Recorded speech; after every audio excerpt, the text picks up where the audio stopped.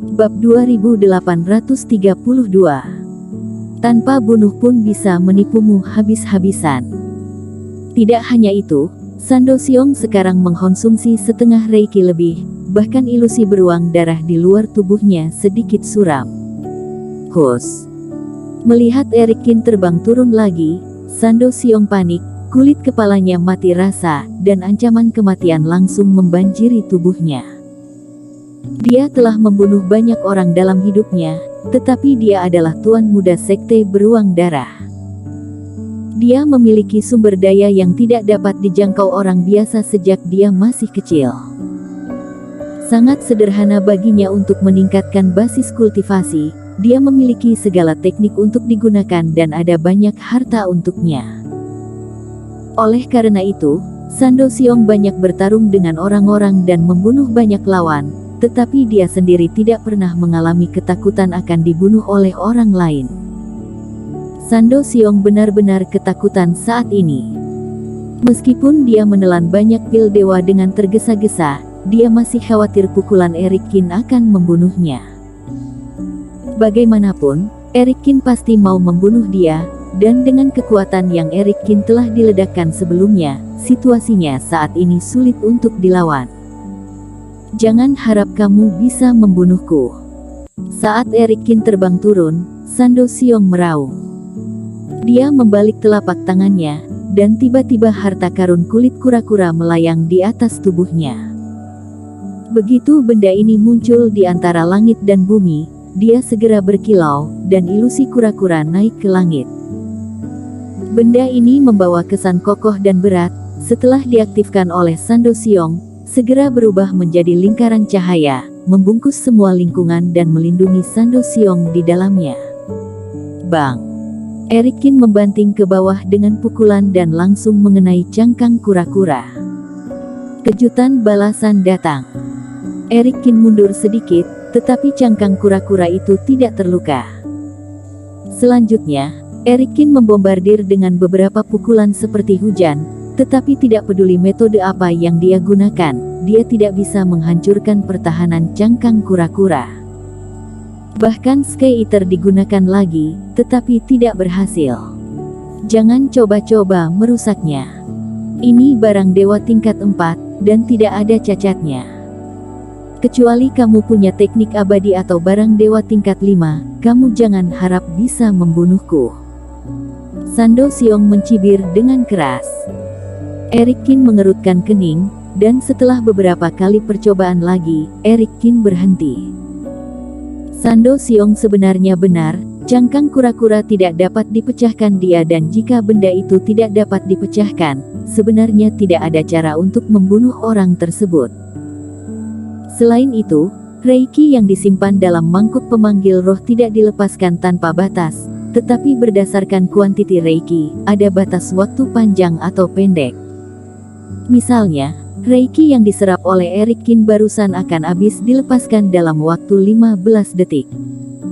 Pada saat ini, reiki yang terkumpul sebenarnya telah habis. Tidak ada cara untuk memecahkan cangkang kura-kura.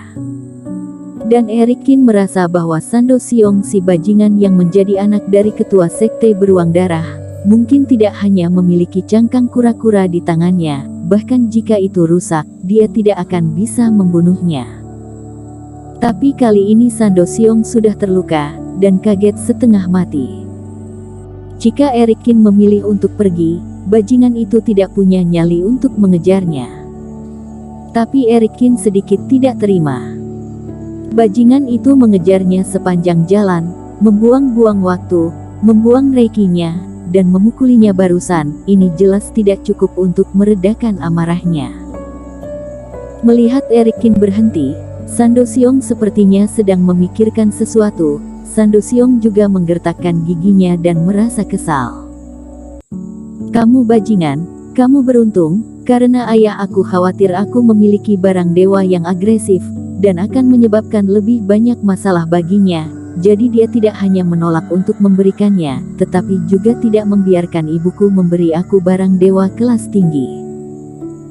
Jika aku seperti kakak pertama dan kakak kedua, dengan harta karun langit yang memiliki sifat ofensif yang kuat, bagaimana bisa ditekan oleh kamu hingga seperti ini? Memikirkan hal itu di dalam hatinya, Sando Siong melihat Erik Kin terbang lagi. Kamu masih belum menyerah. Ku beritahu, bahkan jika kamu benar-benar memiliki kemampuan untuk menghancurkan benda ini, aku punya cara lain. Sando Siong sudah tenang saat ini. Meskipun dia kalah dengan memalukan, nyawanya tidak perlu dikhawatirkan. Sebenarnya, ada benda penyelamat lain di tangannya, tetapi begitu dia menggunakannya, itu akan membuat ibunya khawatir. Sando Siong tidak ingin kehilangan muka ini, membuat ibunya tahu bahwa dia mengambil inisiatif untuk membalas dendam, tapi malah ditekan oleh pihak lain hingga putus asa. Ini bukan hal yang membanggakan. Siapa bilang aku akan membunuhmu? Erik Kin mencibir ketika mendengar kata-kata itu.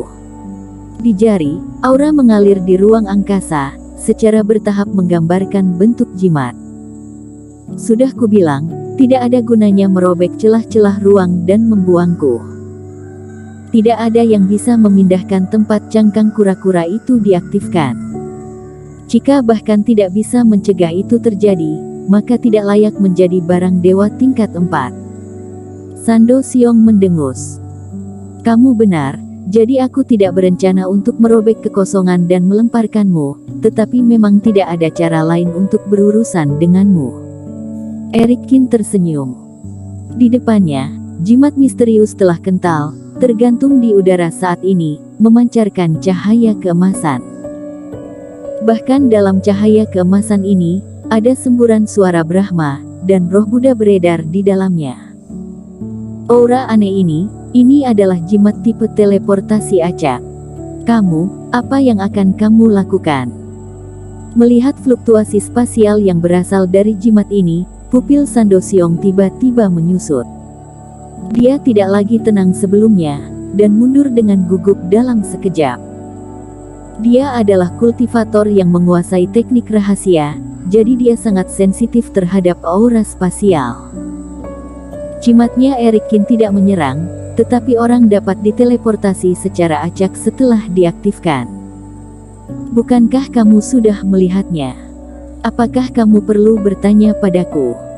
Erik Kin mencibir dengan dingin. Aku bilang, aku tidak bisa membunuhmu, tapi tidak masalah untuk mengerjaimu. Mari kita perkenalkan jimat aku dulu. Erik Kin langsung terbang ke bagian luar cangkang kura-kura barang dewa, memegang jimat di tangannya, dan menatap Sando Siong di seberang tirai tipis.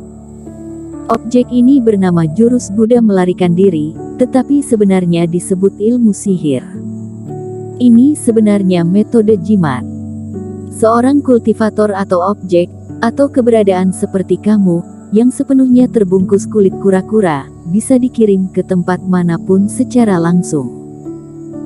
Tempat ini tidak terbatas pada pegunungan sihir, atau bahkan ke dinasti Bai terdekat atau wilayah utara, dan bahkan dapat diteleportasi ke daratan klan iblis. Jadi apa yang akan kamu lakukan? Wajah Sando Siong masam, hatinya tegang. Kamu terluka sangat parah sekarang, dan Reiki hampir habis. Jika kamu tidak beruntung dan secara tidak sengaja diteleportasi ke daratan klan iblis, apa yang akan terjadi?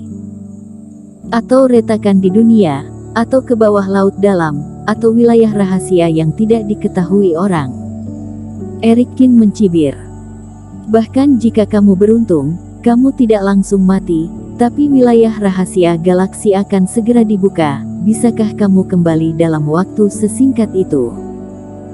Dalam perjalanan pulang, tanpa identitas tuan muda sekte beruang darah, tanpa bantuan orang lain, kamu memiliki banyak harta karun.